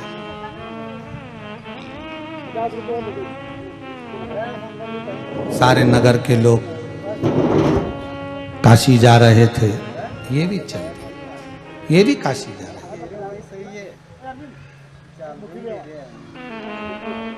और काशी जैसी पहुंची है, कभी जिंदगी में तो काशी गई नहीं थी, आज पहली बार तो काशी गई है, अभिमुक्त नगरी में पहुंची है, मोक्ष नगरी में पहुंची। काशी अभिमुक्त नगरी है, मोक्ष नगरी जिसमें वो पहुंची। और उसमें पहुंचने के बाद उसका जो मन था, गई थी केवल खरीदारी करने के लिए, शॉपिंग करने के लिए, क्या गांव के लोग जा रहे हैं तो मैं भी चली जाती, पर मन उसका लग गया भगवान की उस नगरी में। कहीं शिव महापुराण की कथा हो रही थी और उस शिव पुराण की कथा में जाकर वो थोड़ी देर के लिए बैठ, मात्र 2 क्षण के लिए, मात्र कुछ देर के लिए।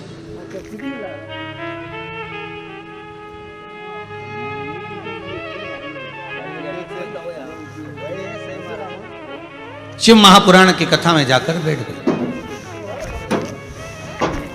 फिर देखिए कितना सुंदर कहा है, जिसको जनता चुनती है,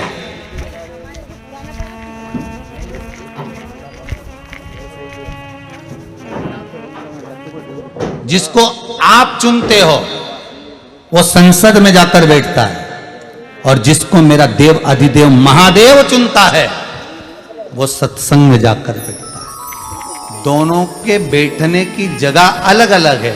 जनता, आप जिसको चुनोगे वो संसद में बैठेगा, और जिसको देव अधिदेव महादेव चुनता है, मेरा शंभु, मेरा त्रिकालदर्शी, मेरा कैलाशी अविनाशी शंकर चुनता है, वही शिव महापुराण में जाकर बैठता है, वही बैठता है। कितना सुंदर कहा है। आज फिर कहते हैं, उज्जैन के ऋण मुक्तेश्वर मंदिर में एक लाइन लिखी हुई है, जाकर पढ़िएगा, पत्थर पर गुथी हुई है कि सारी पुराणे 7 पीढ़ी को तारती है, केवल एक शिव महापुराण ऐसी है जो 71 पीढ़ी को तारती है, केवल एक, दूसरी नहीं।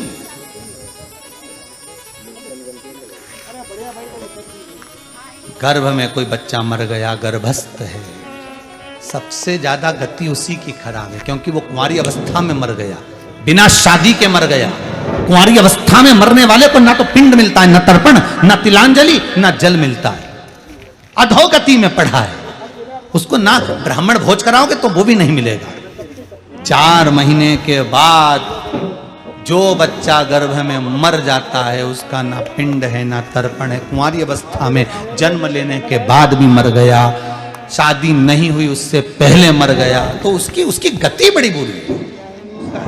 ना पिंड, ना तर्पण, ना तिलांजलि, ना ब्राह्मण भोज, कुछ भी नहीं मान्य है।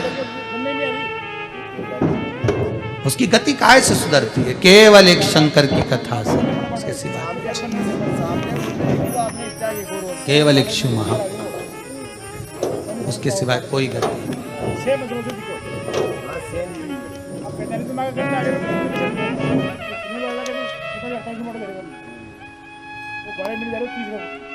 चंचुला देवी का चित्त वृत्ति काशी में रम गई। ये रमाने वाला कौन है? देवाधिदेव महादेव, शंकर के सिवा कोई नहीं रमा सकता। आपका मन अगर कथा में लगा है, आपका मन अगर शिव पुराण में लगा है, आप अगर शंकर की कथा को भले टीवी पर सुन रहे हो, भले मोबाइल पर सुन रहे हो, भले कहीं पर बैठकर सुन रहे हो, पर आपकी चित्त वृत्ति में अगर शंकर की कथा आई है तो ये दूसरा कोई रमाने वाला नहीं, शिव है। मन लगता ही नहीं। अंदाजा तो लगा कर देखो, तुम 3 घंटा एक जगह तुम घर में नहीं बैठो तो टीवी के सामने वो भी कथा सुनने, बड़ा गजब का काम, बड़ा गजब का काम। आधा घंटा 1 घंटा का सीरियल देख लो चल जाए, पर कथा में मन लगाना, वो भी आस्था चैनल पर बैठे कथा का स्मरण कर रहे हो, मोबाइल पर सुन रहे हो। अगर दिन में नहीं सुनी तो रात में लगा के सुन रहे हो, बैठ रहे हो कि कथा आई थी हम नहीं सुन पाए, चलो कथा चालू करो जरा। तो कथा चित्त वृत्ति में अगर तुम्हारे संजो रही है, रम रही है, तो उसका आनंद दूसरा।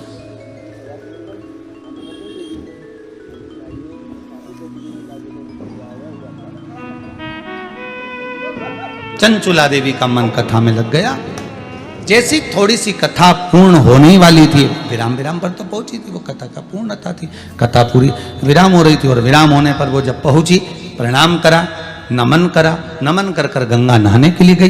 गंगा स्नान कर कर जब आ रही थी, गंगा का जल का स्मरण कर कर, आचमन कर कर जब आ रही थी, सीढ़ियों पर से चढ़ती जा रही थी, चढ़ते चढ़ते थोड़ा सा पांव फिसला, आगे जाकर कहीं गिर गई, गिरी, प्राण छूट गए। वो चंचुला देवी के जब प्राण छूटे तो वो शंकर के धाम में गई, क्योंकि शिव महापुराण की भले 5 मिनट की, 2 मिनट की, 1 मिनट की कथा हमारे भीतर पहुंच जाती है। रसतत्व में जब रमण करती है तो उससे शिव का धाम मिलता है, शंकर के धाम पहुंच, शिव धाम।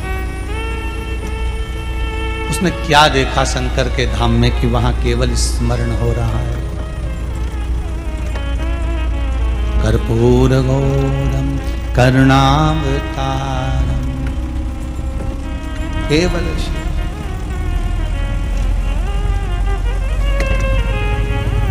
केवल एक शिव,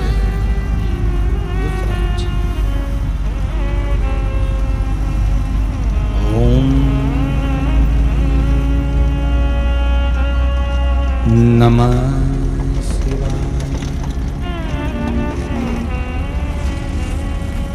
नमः शिवाय, नमः शिवाय। ओम नमः शिवाय। उच्चारण, स्मरण, कीर्तन, जाप चल रहा। चंचुला देवी जैसी पहुंची, शंकर भगवान से पार्वती ने कहा, प्रभु नेत्र खोलिए। शंकर भगवान बोले, कौन आया है? पार्वती ने कहा, कोई स्त्री आई है, चंचुला नाम है उसका। शंकर भगवान बोले, मेरे काशी से आई है, मेरे काशी से आई है। पार्वती जी बोली, फिर आपको मालूम है काशी से आई, फिर काय को नेत्र बंद करके बैठे हो?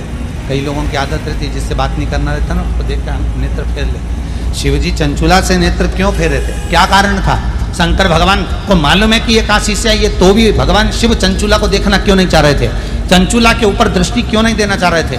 शिव महापुराण कहती उसका एक कारण था कि चंचुला मृत्यु लोक में जन्म लेने के बाद, मानव का शरीर पाने के बाद गुरु चरणारविंद से दूर रही और भगवत भजन में ना डूब पाई, शिव स्मरण में ना डूब पाई, केवल भोग में डूबी है, केवल भोग।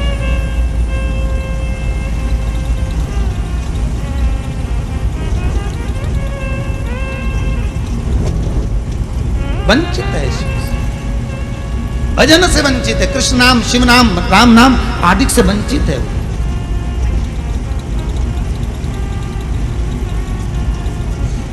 और यही तो है, बस इस चित्त को शंकर तक लगाना कि मेरी प्रीत ना टूटेगी भोले बाबा से, मेरी प्रीत ना टूटेगी भोले बाबा से, मेरी प्रीत ना छूटेगी भोले बाबा से, मेरी प्रीत ना छूटेगी भोले बाबा से, भोले बाबा से, डमरू वाला से, भोले बाबा से, डमरू वाला से, भोले बाबा से, डमरू वाला से, भोले बाबा से, डमरू वाला से, मेरी प्रीत न टूटेगी बाबा से, मेरी प्रीत न टूटेगी भोले बाबा से।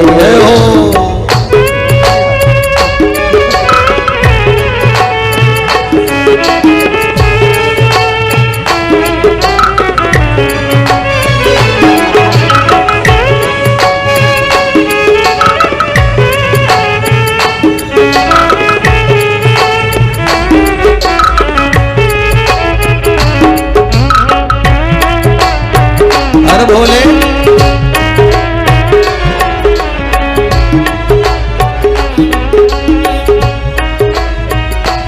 कोई रोक के बताए, कोई टोक के बताए, कोई रोक के बताए, कोई टोक के बताए, कोई रोक के बताए, कोई टोक के बताए, कोई रोक के बताए, कोई टोक के बताए। अभी भाला नहीं पड़ा है काशी वाला से, अभी भाला नहीं पड़ा है काशी वाला से, अभी भाला नहीं पड़ा है काशी वाला से, अभी भाला नहीं पड़ा है काशी वाला से, मेरी प्रीत न टूटेगी डमरू वाला से, मेरी प्रीत न छूटेगी डमरू वाला से, मेरी प्रीत न टूटेगी भोले बाबा से, मेरी प्रीत न छूटेगी भोले बाबा से, मेरी प्रीत न टूटेगी डमरू वाला से, मेरी प्रीत न छूटेगी डमरू वाला से। भगवान शिव की कथा कहती है, चंचुला देवी की चित्त वृत्ति शिव में भले आ गई हो, पर शंकर उसको देखे नहीं, शंकर नहीं देख पाए। शंकर ना देखने का कारण केवल इतना है कि शिव इसलिए नहीं देख रहे हैं क्योंकि ये गुरु चरणारविंद से विमुख है, छूटी गुरु चरणों से।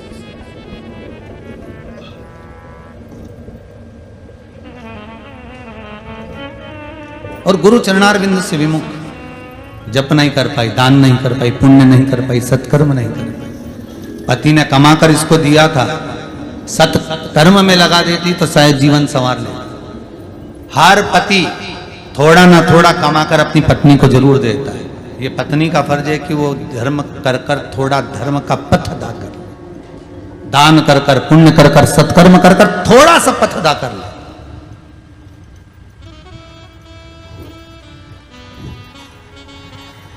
थोड़ा पुण्य करती चले। ये धर्म पत्नी का था। केवल जोड़ा आखिरी में छोड़ा, ये सुख नहीं है हमारा, थोड़ा सा सुख। अब शिव जी से पार्वती जी ने कहा आप नेत्र तो खोलिए। शंकर भगवान ने नेत्र खोलकर जो दर्शन किया है चंचुला देवी का। चंचुला क्या चाहती हो?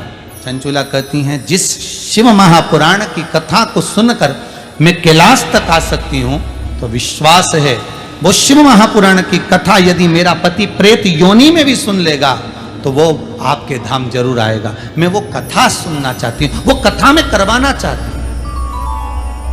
और आप सबसे निवेदन है, जितने आस्था चैनल पर कथा सुन रहे हो, मोबाइल पर सुन रहे हो, भोलेनाथ जी से विनती रोज करा करो कि ऐसा धन जरूर देना कि एक बार जीवन में मेरी शिव महापुराण की कथा करवा सकूं। ऐसा धन मत देना कि डॉक्टर में लगे, पुलिस में लगे, इनकम टैक्स में लगे, यहां लगे, वहां लगे, वकील आदि में लगे। ऐसा धन नहीं चाहिए। धन वो देना जो आपकी सेवा में लगे, सत्कर्म में लगे, अच्छी जगह लगे, वो देने का प्रयास। बाबा से विनती करते मुझे कथा करवाना मेरे पति के लिए। शिव जी कहते हैं, पार्वती जी कहती है जाओ तुम रुका जी के पास जाओ। देव ऋषि नारद के पास जाओ। नारद जी के पास गए, नारद जी ने तुमरुका जी के पास भेज दिया। तुमरुका जी ने जो कथा का स्मरण कराया है, तुमरुका जी बोले मैं तुम अकेली को कथा कैसे सुना दो, जोड़ा कोई होना चाहिए। शंकर पार्वती से विनती करी। शिव और पार्वती दोनों श्रृंगार कर कर, ईसार जी गोरा जी बनकर, गणा गोर बनकर, शिव महापुराण के यजमान बनकर कथा सुनने के लिए चले हैं महाराज। कथा श्रवण कराने वाला शिव है, कथा सुनने वाला शिव है।